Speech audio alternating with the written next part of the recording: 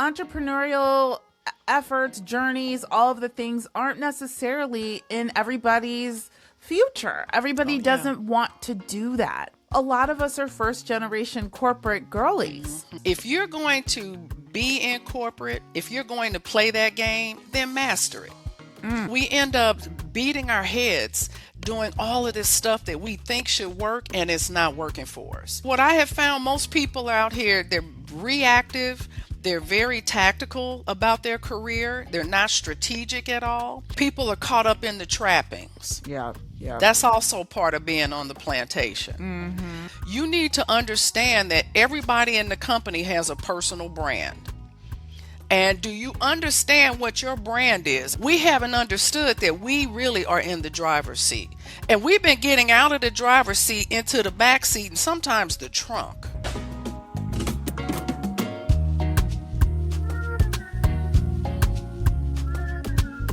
Hey everyone, welcome to the Coffee No Cream podcast. My name is Erin Braxton and I am the host of Coffee No Cream.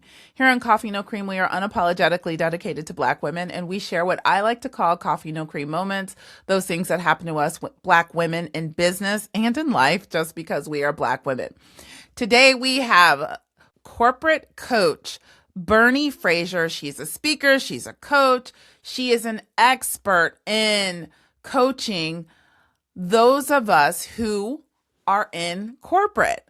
I know I talk about corporate, and I know I've talked about like what you need to do if you're going to stay in corporate. And of course, you know, I'm the entrepreneurial girl. So I'm always talking about how to leave corporate if you want to, or go out and do your own thing. That is not for everyone. So when I actually met Bernie at a Christmas party back in December, and she and I had such a good time that evening, just chatting it up. We got together again, and then I was like, you've got to come on the podcast because she has a framework for the unwritten rules that you have to learn in corporate America, especially if you want to advance, okay? And she's going to share that framework with us on today's episode. It's really, really insightful. I've talked about this kind of on a lower level than Bernie, but Bernie does this for a living, and she just like broke it down, and it was really fantastic. So stick around for that. Before we get into it though, I want to ask that you guys please like, please share, please subscribe, hit that bell so you're alerted every time I come out with a new episode. The Facebook group we have, the link is below for that. We've got almost 2,000 free educational resources for Black women, coffeenocream.com/free. And I think that's it. So I just want to jump right into the episode with Bernie Fraser. So I will see you over there. Welcome, Bernie. How are you today? I'm good. How are you? I'm great. I'm so excited to have you here. I just want you to take a minute to tell everybody a little bit about yourself, what it is you do every day, and then we're going to get into our conversation. All right. Hey, ladies, I'm Bernie Fraser. I am a career strategist. I'm a speaker. I'm an author. I'm a talent acquisition expert. I won't add any more because that's plenty right there. I'm excited to be with you all today. I know that this is for the sisters, and a lot of my coaching really focuses on Black women. So I'm so excited to be here and to share with you all today. And we are excited. And you guys, this woman has a wealth of information, so we're very excited and lucky to have her here. As you all know, I left the plantation many, many years ago. Love it. And I, obviously I have my corporate experiences, but Bernie is a coach. She coaches Black women who are still in corporate spaces, and we just have had a lot of conversation. Obviously, Bernie, we all know a lot going on when it comes to Black women losing their jobs. Yeah. We talk about these unwritten rules. So as we all know, a lot of Black women have lost their jobs. A lot of Black women are contemplating what their next move is, and entrepreneurial efforts, journeys, all of the things aren't necessarily in everybody's future. Everybody doesn't want to do that. And I talk about, whether or not you really have what it takes emotionally to be in these corporate environments. We've had those discussions and really examining whether or not this is the right move for you. But, if not, then what? But if you do want to stay in corporate America and you don't want to go at it alone, we just need a little extra help and coaching, I believe, especially Black people, because a lot of us are first generation corporate girlies, right? We did not have parents to tell us what to expect, how to play the game, the rules, all of those things. So that's why I thought it would be great to have you on, because my goal is, we've shared a lot of coffee no cream moments over the past year that this podcast has been out, but I really want to equip Black women with the tools that they need to be able to survive, and to survive in a way that is healthy for them. Last week we had Natasha Williams on, who is doing the cost of Black excellence study across the diaspora, and she talked about the 15 taxes Black people go through in corporate America. Very, very interesting study. I have experienced every single one of you. If you guys haven't seen it, I'll put the link above here for you guys to check that out. But for those of us who are wanting to stay in corporate, I just want to get your take on these unwritten rules, and then we're going to go through one of your frameworks, so we can have more of an actual workable framework to utilize on a day-to-day basis. But talk about it, Bernie, because some people's like, I don't want to play those games, I don't want to do this, but talk about it. Yeah, one of the things that you said, and I love it in the beginning, is you got off the plantation. And I kind of frame it a lot of times in that same manner for me, because when I left corporate, it felt like I was getting off the plantation, or like I had just left Egypt. And it shouldn't feel like that, but it really does. And unfortunately, it feels like that for a lot of people, especially Black people, when they do leave. But the reality is, it's like you said, not everybody is supposed to be a business owner and an entrepreneur, because let me tell you, those of you who are watching and listening, if you think it gets easier once you leave the plantation, no, your challenges just change. And it's not for everybody. So what I have learned to tell clients is, if you're going to be in corporate, if you're going to play that game, then master it so that you get out of it what you want. And I have coached, I'm in year 29 for coaching. I have coached so many people, a lot of Black people, a lot of Black women, especially. That's probably the largest demographic that I focused on. But I have coached white men, Hispanic women, Indian men. I've coached all. And one of the biggest challenges that I have seen consistently is, one, people don't really know what they want. Or if they do know what they want, they're afraid to go after it. And because of that, they end up settling, which means you end up frustrated, which means you end up not getting what you want. And so one of the things that I have shared with audiences when I do speaking, and I've shared it with clients, is this whole notion of the unwritten rules. Because there are some in corporate, and there's some at every level. There's some in every job and every company. And a lot of times we as Black people, and I'll say we as Black women, we don't take the time to get to know those. So we end up beating our heads doing all of this stuff that we think should work, and it's not working for us. And I always say, it's because you don't understand those things that are not written down, but they're just really critical for you to know in order for you to start to get what you want out of the deal. Okay, so when you say a lot of us don't know what we want, go into that. What do you mean by that? We don't know where we want to go. We don't know where we're headed. We don't know how much we want to make. What is it? Yeah, so I'm glad you asked. I would say for maybe the last 15 years, I have anybody who watches this, if they know me, they'll probably start laughing, because I ask this question everywhere I go. And that question is, what do you want?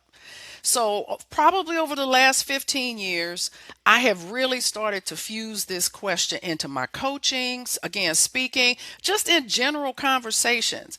And if I had to guess at how many people couldn't give me a clear answer, I'd say about 95%. So, okay, I'm Yeah. sorry. Go, keep going, No, keep no, no. going. I was just going to say they can't clearly articulate this is what I want out of my work. And I'm talking about work, your Yeah. vocation or whatever. And I always think if you don't know what you want, then how would you recognize it when you see it? Or how do you know where to put your efforts so that you get it? So what I have found, most people out here, they're reactive, they're very tactical about their career, they're not strategic at all. And I'm going, this is why you're not getting what you want, because you're just, well, they offer me the job and they're going to pay me a little more money, so I took it. And I tell people, most of my corporate career, I did recruiting. I was a recruiting leader. And I know how to pimp you. I come to you with a little bit larger title. That's the Yeah. reality. That's how I'm Yeah, yeah. pimping you. Yeah, yeah, I yeah. give you a little bit larger title. Uh-huh. I offer you more money. And the overwhelming majority of people will fight to take it. And they never stop and ask, is this in alignment with what I want? So they keep taking assignment after assignment like that. And then they look up 15, 20, 25, 30 years down the road and they're miserable, or what I call they're bored, burned out, or frustrated. And I'm Mm-hmm. going, well, let's talk about why. Mm. You've been going down a path that wasn't even what you wanted. Mm. Mm. Okay. Well, I yeah. love I that. mean, you just dangle. Yeah. No, no. Like, I'm just like, yeah. No, no, no. Seriously. You had said something. I'm trying to remember, but I just, okay. I know what I'm going to say. Okay. So when you talk about people don't know what they want, how do you get them on track to figure out what they want? So, from a coaching standpoint, there are a series of exercises and activities that I'll walk with them through. Mm-hmm. And what I always tell people, I said, listen, this isn't all of the, excuse me, this isn't the shiny, the sexy that you're looking for. What we need to do is we need to look at you. Because what most people don't do is slow down enough to really examine themselves. What works for me? What doesn't work for me? What am I good at? What am I not good at? And the exercises, through a number of them, I'm asking questions because a lot of times I'm taking them back. Because what I have seen over the years is oftentimes what people end up wanting to do was either something they wanted to do in high school or college, or they were doing it in their early career. But what happened, they started doing it, either it didn't pay enough money then, so they switched, or I met this cute guy. Oh, and we fell in love. Oh, we got married. Oh, we got 2 kids. Oh, we just bought a house. Well, now we got to relocate. And Mm-hmm. so life starts happening. And they get further and further and further away from what it was they really wanted, to the point where either they have forgotten because they haven't thought about it in so long, or they never took the time to answer the question. It's so funny you say that. People, they start off with what they end up going back to what they wanted to do. And A lot of times. well, did I tell you I've told my viewers I used to want to be Black Barbara Walters. I You thought I told was, me that. yeah, I thought Yeah, I you wanted to shared be that. Black Barbara Walters. And look at Yeah, you. I know, isn't it funny? And am I Black Barbara Walters? No, but I just, so it's so funny. And I've been out of school for 30 Hmm. years, almost 30 years, right? Out of college at least. Okay, so I love that. Okay, so are you are you normally getting people to like, because this is a hard one. People trying to figure out what they want to do. They started off in a certain area, and life took them a different direction, which is totally normal, because I've been, you veer off or whatever. Do you find people are easily, not easily, but able to reel it back in, to get back on track? Is that something that Yeah. you see happen a lot because a lot of people, I think, after so many years go on, most people will just say, forget it. I just never did that. That's just There one are of them. there are people that will just kind of say, well, it's too late now. Mm-hmm. There are some that will start to work to get things on track. And sometimes people aren't too terribly far off. So it's not a quantum leap, it's more of a skip. But I have had some, and this is what I've seen happen the most.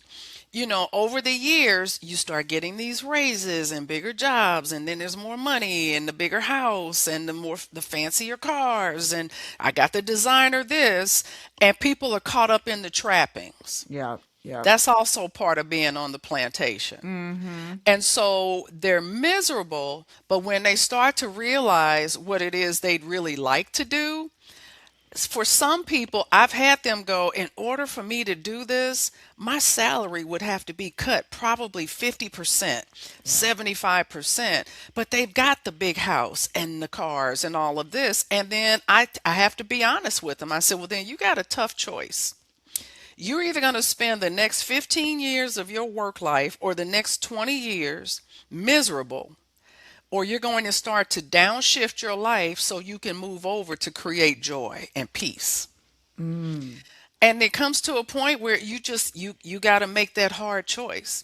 Some people will do it. I had a client, she was a senior vice president in her company. Miserable. This was sister. Mm-hmm. And when she realized the work she really loved, she ended up quitting her job.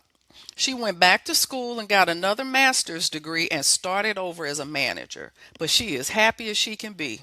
Wow. Wow. So it's your personal choice. But Mm-hmm. I can help you, okay, here are your options.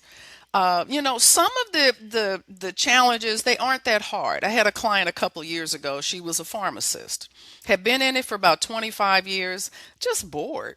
She was like, Yeah. I just think I want to do something different. And so when I'm taking her through these exercises, what kept showing up and kept showing up, I said, you're a leader. And she did this. And I'm like, hello, hello, look up. And I said, when I say you're a leader, I don't mean you've got all this leadership experience. I mean, your gift is leadership, isn't it? And she said, yeah. So she I said, knew. she knew. Yeah. I said, so why have you not been in leadership positions? I said, because they've been asking you everywhere you go, in and out of work. Mm-hmm. She was like, I don't know. I guess I just thought it'd be a pain. I said, you know why you're bored? I said, because you're not moving in your gift. Mm-hmm. You're bored because you need the challenge that leadership brings because it's going to call on your gifts. And she was like, you're right. You're right. So you see, Yeah. she could have stayed in pharmacy. She just needed to start to pursue and embrace those leadership opportunities Right. that she hadn't been doing. So it can be across the board. It can be something dramatically different, or it could be just a small skip. It's like, listen, you don't have to make a major change, but here's what needs to change in order for you to start to get more fulfillment. Right. So you've got your leadership, or you've got your, well, is it the leadership? What is the framework called? Tell me again. Oh, yeah, the unwritten rules of career advancement. Right. Okay. Yeah, So yeah. a lot of women, a lot of black women, and I'm just going to be honest because again, Bernie is absolutely correct. Challenges don't go away; they just change when you leave a corporate environment. I mean, gotta find your own health insurance. Gotta gotta figure out your own retirement. You gotta do all of the things. You've got to do all of the things. So a lot of people, while it seems sexy and exciting, we're being realistic, are not going to Right. do that, right? So I hear you saying, moving in your gifts, figuring out what it is that you really want, and then how do we stay there without, there's so much toxicity, there's burnout, we're dealing with microaggressions and racism and all of the things, right? So these unwritten rules, I want you to take us through what Okay. they are and helping us because again, we don't have and even though we get this from you, we're still going to have problems, but this is going to be something, that we Right. can utilize to endure to help us Right. get through, right? Right, right. And so, yeah, I mean, no matter what you do, you're going to deal with challenges. That's just the reality of it. But again, the foundation of it is you got to be clear on what it is you want. What are you working towards? Anybody watching this, if I told you, go grab your keys, your cell phone, and your wallet, go to your car and start driving, what's the first question you're going to ask me? Where are you going? Where? Mm-hmm. Right? What's the destination? Mm-hmm. Otherwise, you don't know if you need to pack or not. You don't know how much money you might need to have, whether it's cash, a debit card, credit card, or whatever. You don't know, do I need to take vacation for this? Am I going around the corner? But once you start to set your destination, it can start to inform a lot of answers for you. So that's where you have to start. But let's say the framework, and it came about as a result of an employee I had a long time ago where, to be honest, she was a hot mess. Or as Deion Sanders would say, she was hot garbage. Mm-mm. And she had the nerve to tell me one day that she wanted to manage people. And I'm thinking, I wouldn't let you manage my dog. Mm. And I didn't have a dog. Mm-hmm. Still wouldn't. So I said, okay, that meeting ended and I said I owe her a response as her boss. So I'm talking to her the next time and I'm explaining to her why I don't think she's ready. And she's like, but I work hard and I've turned in my numbers, which a lot of us will say because we don't understand. And I said, yeah, but there's more to that than being considered for leadership. So I started kind of sketching out it wasn't, I didn't even call it a model at the time, but I just started kind of drawing out and writing and filling this in as I was explaining to her. And over time, I just kind of changed it up and cleaned it up, and I called it the unwritten rules of career advancement. So, ladies, if you are in your company and you either want to get promoted or maybe you don't want to get promoted, but you want a lateral move to do something different. There are still things you need to understand before that will happen. So I have kind of built this, it's like a corporate hierarchy. So, all right, yeah, if they can see it now. So let's Right. say you're an individual contributor in your organization, but you want to move up, you want to manage people, right? So, but when you're an individual contributor, basically all you have to do is think about inwardly. It's think about you. It's your work again, your deadlines, your projects. It's your performance review, right? It's really just about you. So your job is to build your performance. That's all you have to do. But again, you want to become a manager. And so when you want to become a manager, you still have to think inwardly, but now you have to think vertically. Because at every level, you'll always have a boss to satisfy. So there's always someone above you. But now, as a manager, you have people underneath you, and it's no longer just about you. So you gotta, you have to figure out how to manage these other folks. And so you may have one that you have to fire up. You got one you got to calm down. You're correcting one while you're praising another. And then you got this one over here in the corner you don't know what to do with. But you've got to figure out how to bring this crew together to produce a high quality work product without killing themselves, killing each other, and killing you. And that's a totally different skill set than just doing your job. And a lot of people don't understand that. You can be the top performer in your job and still not be ready to be a manager. Because as a manager, or should I say, as an individual contributor, you need to be demonstrating leadership as an individual contributor. So it's not just about building your performance, it's about also building impact. Can you have impact on the business but through other people? And so many people miss that concept. And I'm like, it's not just about you doing your job.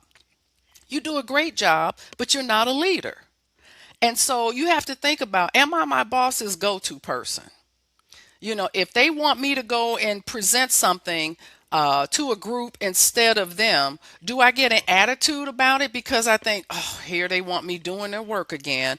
Or do I see it as my boss trusts me to show up?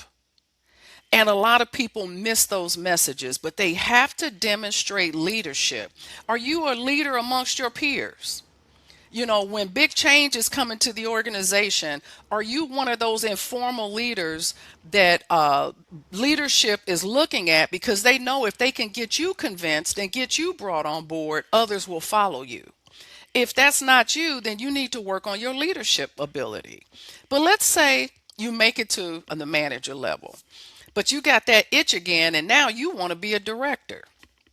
So, as a director, again, you see, you still have to think inwardly, you still have to think vertically, but now you have to think more horizontally.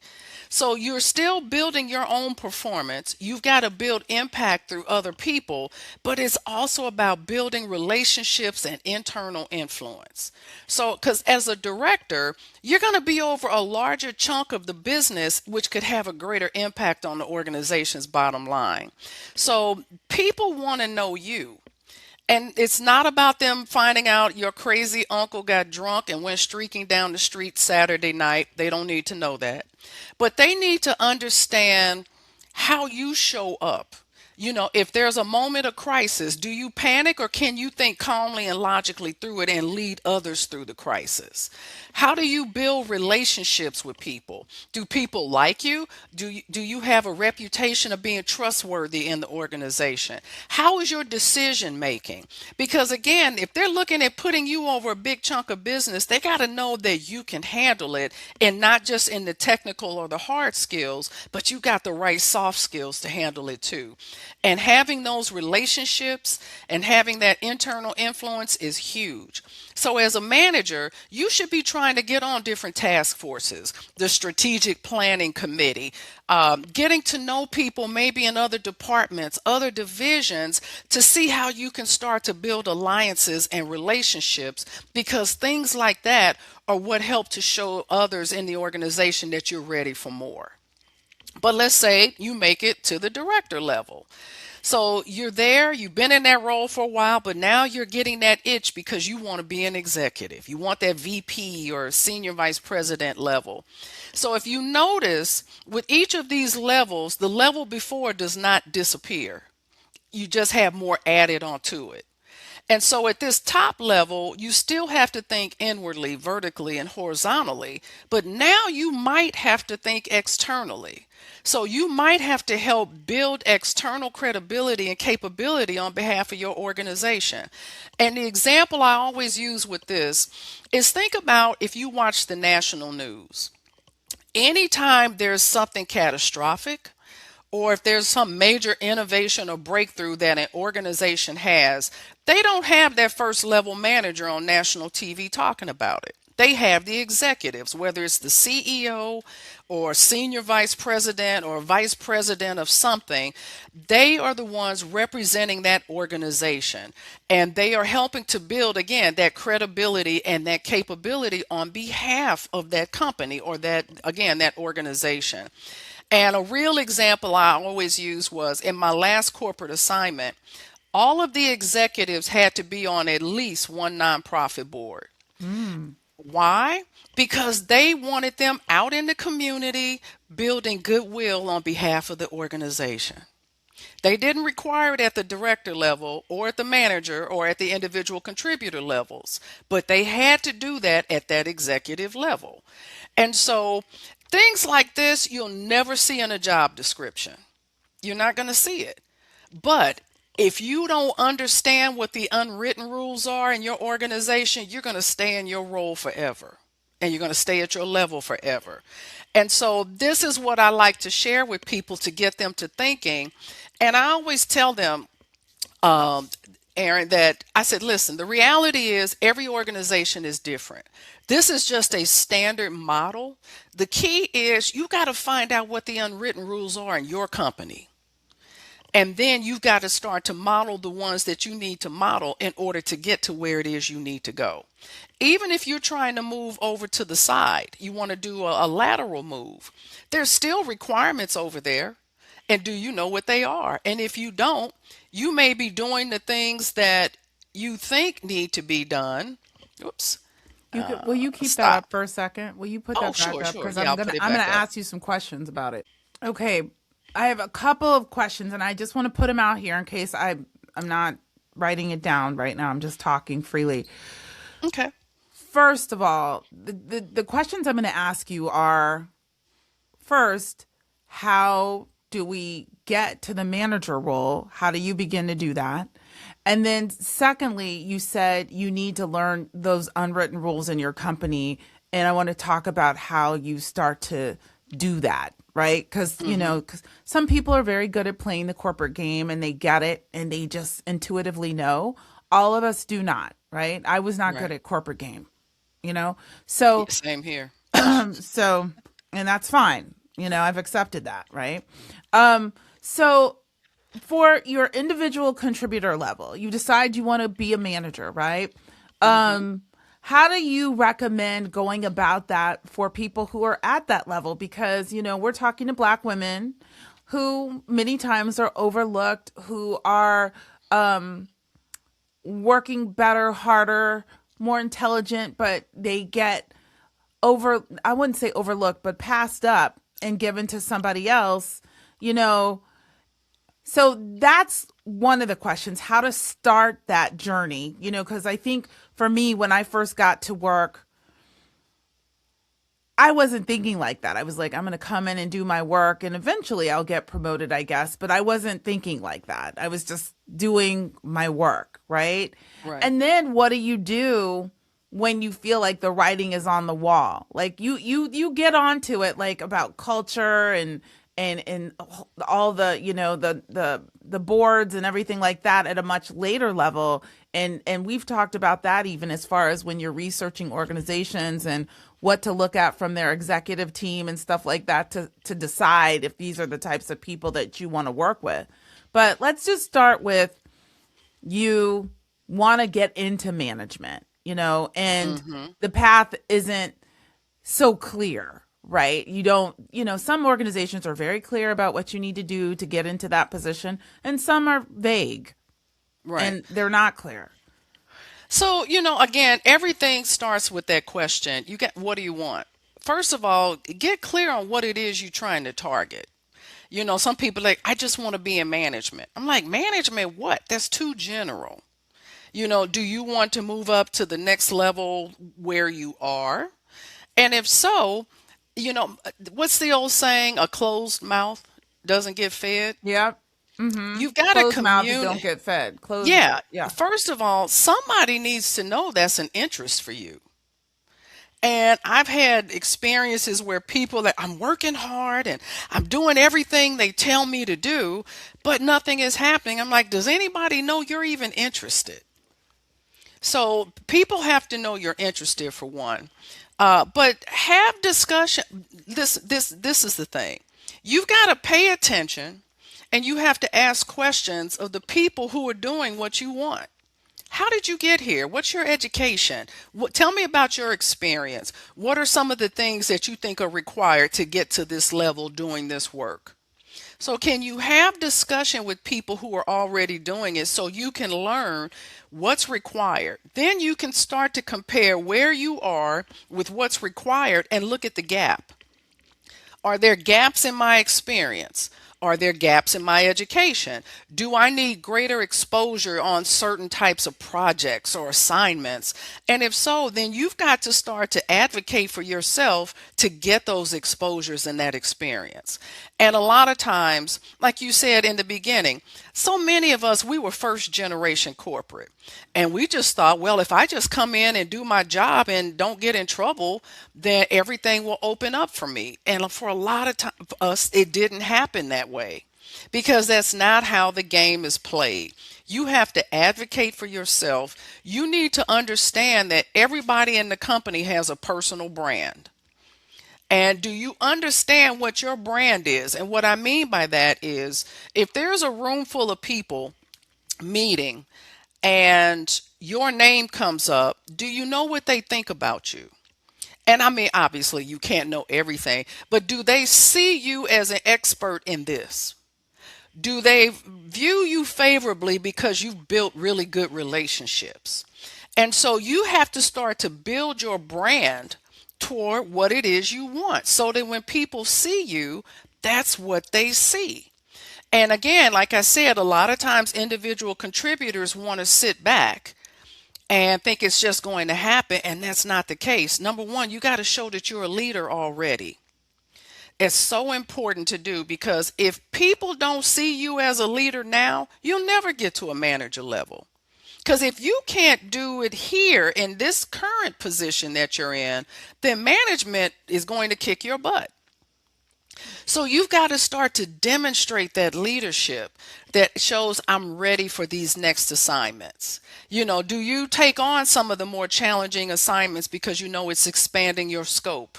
It's giving you a different skill set. And you've got to be able to not only just advocate for yourself, but you got to take initiative. And we too often want to sit back and wait for something to happen. And that's not how it is. And that's how a lot of times we get passed up. So just getting to that next level manager, those are definitely some of the things that people need to understand and consider and do. Okay. So you've told people, you've opened your mouth, you've said, I'm interested, you've let people know, and you're passed up. They don't acknowledge it. Maybe repeatedly, like maybe the first time you can let it go, maybe even the second time you can let it go. But at what point do you recommend maybe it's time to look at a different organization? So if you've been passed up once, again, you have to take initiative. You go and have a discussion. What was it about my candidacy that did not make me the top pick? Again, we can't just sit back, because sometimes we want to think it's racism, and it's not always racism. It's that we're not prepared. We haven't done what other people have done. So if you aren't getting selected, that's the first thing. Have a conversation with that hiring leader. Hey, I understand that you've made another selection for this role. I'm still very interested in advancing my career. Would you be willing to have a quick discussion with me, because I want to work on my development, and let me know what was it about my candidacy that told you I was not ready for this job? Yeah. Okay. We got to open our mouths. We can't sit at my desk, see, they just don't want to promote a black person. No, they don't want to promote one that hasn't done half the stuff that the white person has done. But what about if they've done the stuff? So if you've done the stuff, funny, I just had a client where we went through this. Yeah. It gets a little tricky, and some of that, there are things that are unknown. Like, if you had a conversation, if they gave you legitimate feedback, okay, now you got some things to work on. Right. If you were blown off, they just blew smoke, then you have a decision to make. Okay, is there another opportunity that maybe I should just kind of wait a little bit and see if I can get that one? And then if I don't, start to make some other choices, or do you make it then? Sometimes that first time, and some of this, Erin, is coming from a Christian perspective. Sometimes God uses situations to humble us. Yep. And so you got to kind of discern with some of this, because I always tell people, you don't run at the first sign of trouble. If maybe they won't tell you, because some people aren't as invested in your development. Excuse me. Maybe they won't tell you because some people just suck at giving feedback. So that might not be the time to leave. It might be the time for, again, you to do your own investigation. Okay, what's really required in this role? Talk to people who've done it.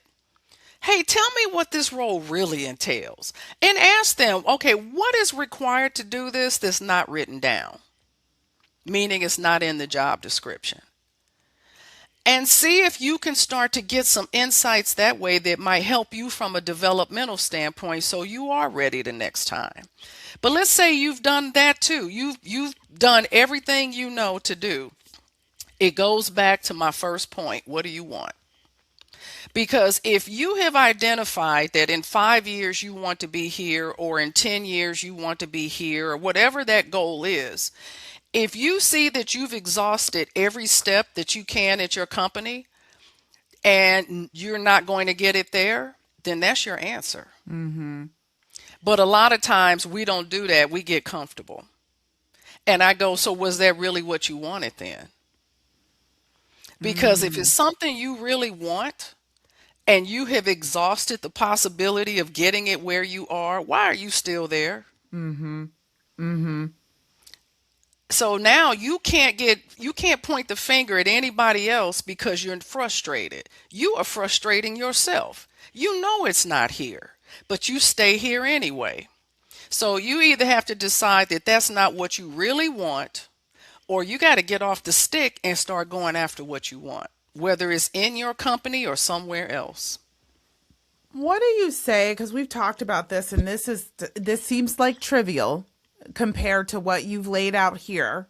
But what do you say about, we've talked about participating in, happy hours and things like that, those sorts of unwritten rules. Is that part of the game? Is that part of getting yourself in front of the right people? Is that part of growth and career advancement? Absolutely. And here's the thing. I spent 25 years in corporate, so I know how it is, and I spent it as a Black woman. Did I want to hang out with Bob and Dick and Tom after work? No. I wanted to go home. Yeah. I wanted to go be around my friends, my family, or I wanted to go stare at the paint on my walls. But you know what happened? While I was doing that, Christopher was going out to happy hour. He was building relationships. So when opportunities came up, guess who they thought about first? It wasn't me. And it's not always about having to go to happy hour, because there are going to be some happy hours you won't even know about. Let's just be real. Right. But you can be deliberate and meeting people before work for coffee. You can be deliberate about using your lunchtime. I call it lunchtime power hour. Why can't you do lunch with a colleague? And I don't want to hear this, well, we're all remote. Do a remote lunch. Yeah. Both of you bring your lunch and you do a meeting while you all are eating. Because here's the reality. People move on behalf of those they know, like, and trust. And if they don't know you, then how are they going to like you? And how are they going to trust you? And if you don't have those three, you're not going to get those opportunities. The best opportunities I got in corporate, I would say at least half of them came from white men. Why? Because I got to know them. And so we don't want to do these things, but I'm going to go back to my first point. If you're going to be in that game, master it so that you get out of it what you want, or at least what you say you want. And the reality is you're going to have to make sacrifices wherever you go. You can talk to Erin and me, and we can tell you that we both have made sacrifices going out on our own. So you have to decide, okay, what am I willing? It's an opportunity cost. That's an economic term. What are you willing to give up in order to get something else?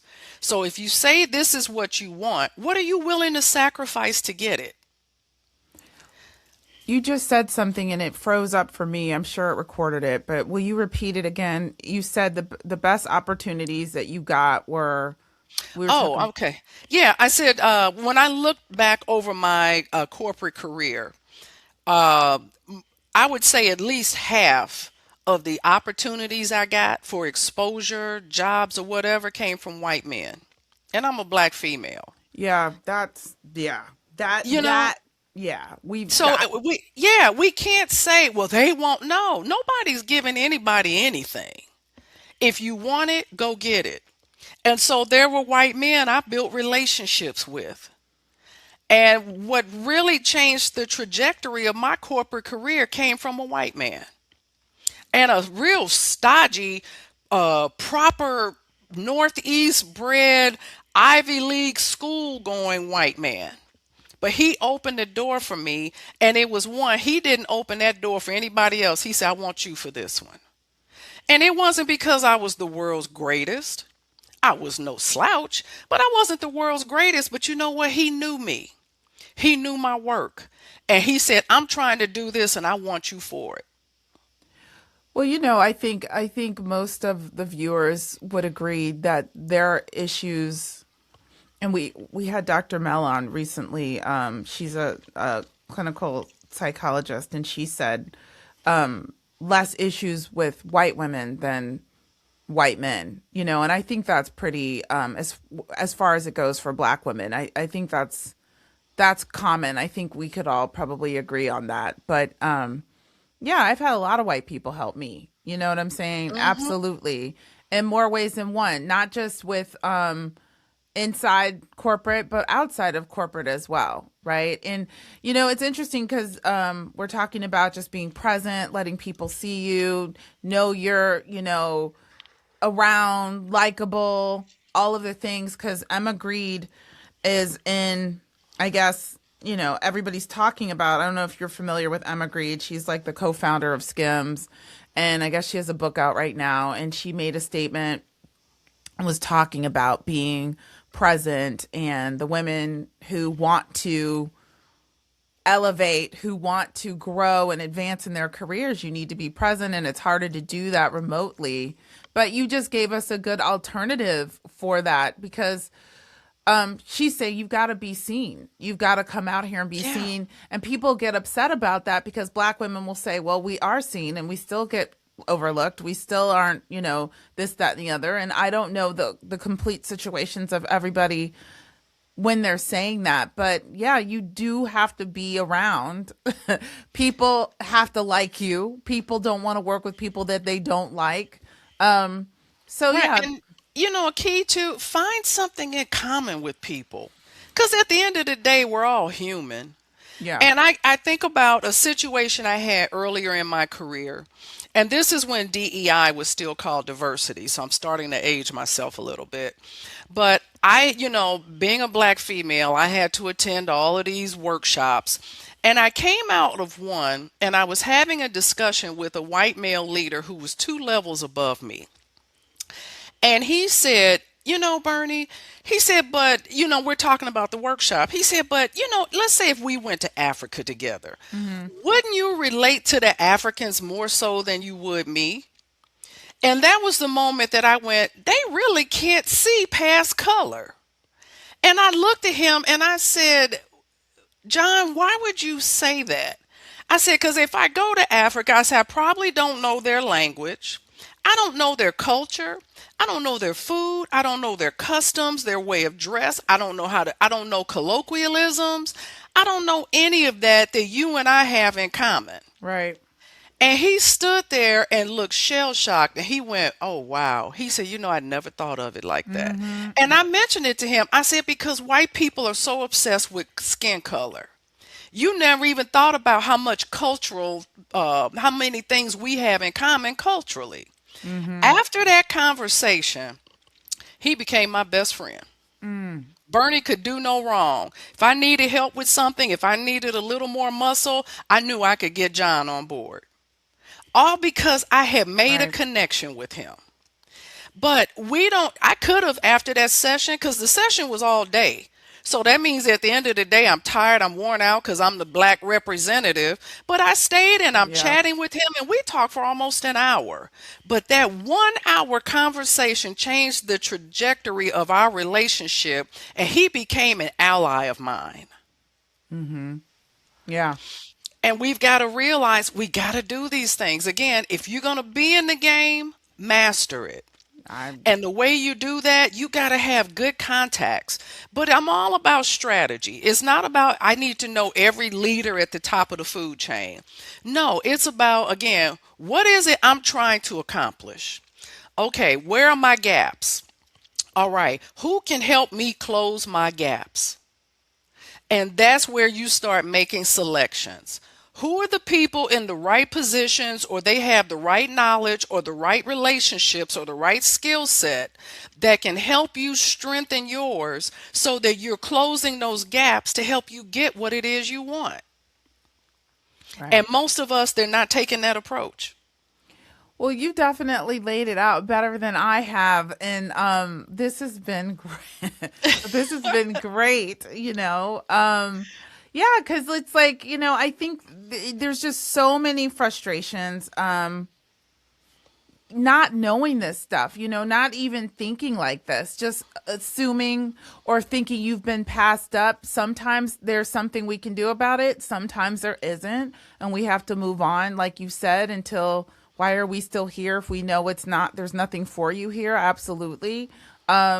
But, being able to recognize that. But for those of us who do want to stay in corporate, I mean, I love this because this is definitely direction. So, I love it. So thank you for Thank sharing you. that with us. Thank you You're so much. welcome. You're Yeah. welcome. Now, look, now I'm trying to get back to you.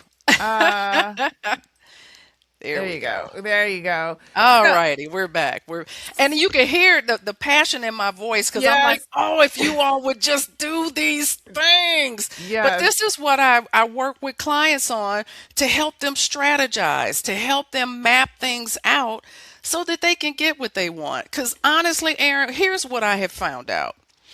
Most people are bored, burned out, and frustrated in their career because the company is getting what they want out of the deal, but they're not getting what Mm, they want in return. yeah, Well, how do you know to get what you want if you don't even know what that is? right. So the first thing you got to figure out is your destination. Again, if you got your keys, wallet, and cell phone, what am I working toward? Then, people like me, I can help you map out. Okay, let's map out how you can get it. I think a lot of us don't even know that we can get something out of it, right? You know what I'm saying? Like Right. you just go and we like I said, like we know we've been conditioned to get the degree, to get the job, but we don't know beyond that. Some people do. Some people are very driven and Mm-hmm. have a vision, but I think a good majority of people just think I'm here to get this paycheck, or, I'm, just trying to get a paycheck, but they don't think Right. about, and we're I know. starting to see it now, like the toll it takes on us when we're not in a position where we're going to go any further in this organization, or we don't know what we want, so we're bored, burnout, frustrated, all of the things, because I never even thought about it like that. I just, I never thought about it the way Right. you just outlined it just right now. And And I that's the thing. I had to learn this. I tell mhm, people, look, I've been out of school 36 years. mhm, So I'm not new to this. I'm true to this, as they mhm, say. I'm trying to yeah. stay young. I'm trying to keep it young. I'm trying to keep it young. But I tell people that's why I can share all of this because I've seen so much. And Right. let me just be real. There's some situations that we just can't avoid, layoffs and the crazy bosses, and I realize that. But when you get clear on what it is you want and you start working a plan to get it, you'll be amazed at how much of the silly will drop off. I'll give you a case in point. I just finished up with a client about 2 months ago. She is kicking butt and taking names in her company, works for a major employer here in St. Louis area. Mhm. While all these other black women are getting laid off, she just got promoted probably 6 months ago. And I just did a quick check in with her. They're already giving her next level work, even from her promotion, Mhm. because she knew what she wanted. And we were working to make sure that she was removing roadblocks that she could control so that she could start to get what it was she wanted. And I told her, I said, here's the thing. I said, girl, buckle up. She's like, what do you mean? I said, you're not going to be at that level long. I said, you've been going in there blowing stuff out. You are kicking butt and taking names. I said, just buckle up. And she told me, she said, they're already giving me next level work. I said, yeah, because you got clear and you got a plan and you working your plan. But most of us, we just go to work. Yeah. That's But all we do. I just go to work. a lot of us do, but the layoffs I think are I don't know. Like you said, a lot of us are getting laid off.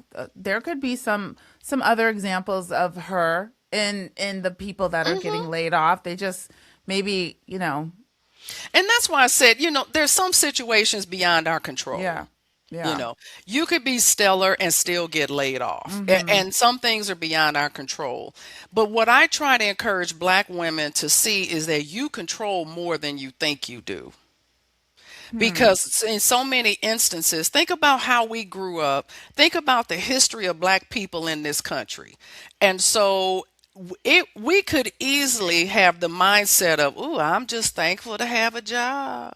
Right. And it's like, wait a minute, you went to school? You got all these skills, these degrees, these accomplishments?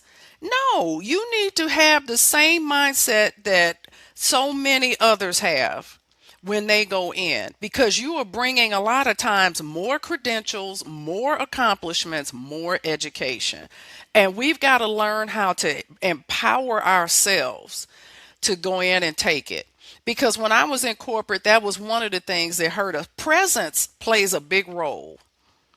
Your presence. We hear about executive presence, professional presence. There's really a lot to that. And what I saw, unfortunately, more times than I cared to see, were black people. We just kind of carried ourselves like, I'm just thankful to be here, Mm-hmm. versus really saying, hey, I have earned this place. Let me show you. Here's work we got to do. We got to make things happen. And we just take more of that I don't want to say laid back, but we don't have that assertiveness about us to stand erect and go, this is where we're going. This is what I'm doing. I'm making these things happen. And we're less intentional I agree. I could about a agree lot with of our efforts. I could agree with that. I could agree with that because especially those of us who are first generation and it's a big deal, to be in these Hmm. positions and things like that. We're definitely getting better. Our generation, I'm Gen X, Right. but we're definitely getting better. But I definitely can see that Yeah. I've needing to had be clients. I had one client, she had 4 degrees, had done now. all this amazing work. And I literally had to ask her, I said, have you looked at your own resume? Yeah, I said, because you're acting like somebody going in there with a high school diploma. And part of what I do in my coaching, especially with black women, I help us get out of our own way. finding our value has been a big topic in Yes. the last month or so, maybe the last couple of months on the podcast. It's really identifying your value and what you bring to the table. And Yes. sometimes that's degrees. We've talked about being over degreed as Black women because I think we are. I think so too. And I think we've been trapped into a lot of debt and paper that doesn't always pay off. But, Yep. well, if you have them, you got them now, and nobody can take them away from you. But again, like you said, that those degrees still hold value. And I think a lot of times, and I'm guilty of this myself, is just like, no, Erin, you really are the shit. You know what you're talking about. You've Right. done this, you've done that. And I think culturally we've been made to feel like it's not enough, or the way we've been conditioned, whether it Hmm. be culture, society, family, all of those things. Yep. And a lot of us play small. Yep. Um, but I think we're coming out of it. I think we're definitely coming out of it, but I do think it's definitely still a thing where we just Oh, it is very much a thing. mhm, And I'm mhm, glad you said that, because again, that's one of the ways that I work with women, especially my sisters, is mhm, to challenge you, to stretch you from thinking so small. mhm. And I always say, be grateful, but go get yours. It is a muscle that I Yes, am and we learning to gotta, exercise. It I'm is, still learning. yes, because it's Yeah. just like, well, wait a minute, um, and I know I'm just getting it because an opportunity just got reintroduced to me, like a big one, and I have no qualms about it. I don't care that I'm not as big. I'm not as, I don't have all of this and all of that. Like, I'm not comparing myself anymore. I know that I can do it. You know what I'm Yeah. saying? And you have Oh to yeah. get to that. And I say this so forcefully because coming out of corporate, I had struggled with professional self-worth issues and being made to feel like, I'm not this, I'm not that, I'm not as Hmm. good as some of these very mediocre coworkers that I've Hmm. worked with in the past. And it took me a while to get past that. I wasted a lot of time. I hate that, but I'm here now. Right. And I feel like I don't want my viewers, I don't want other Black women to waste the time with that way of thinking that I wasted with that way of thinking, because we are so amazing and we do have a lot to offer. We're the smartest, we're the most creative, the most amazing. And, when that's, a lot of times when that's downplayed, which it is, it can get to you. And we talked a lot about that and the effects that it can have on you emotionally, especially being in some of these environments. That's why I was pushing you a little bit about when you are overlooked, when they don't give it to you, because you can do all those things and they still don't give it to you, But the thing is, you still have the power.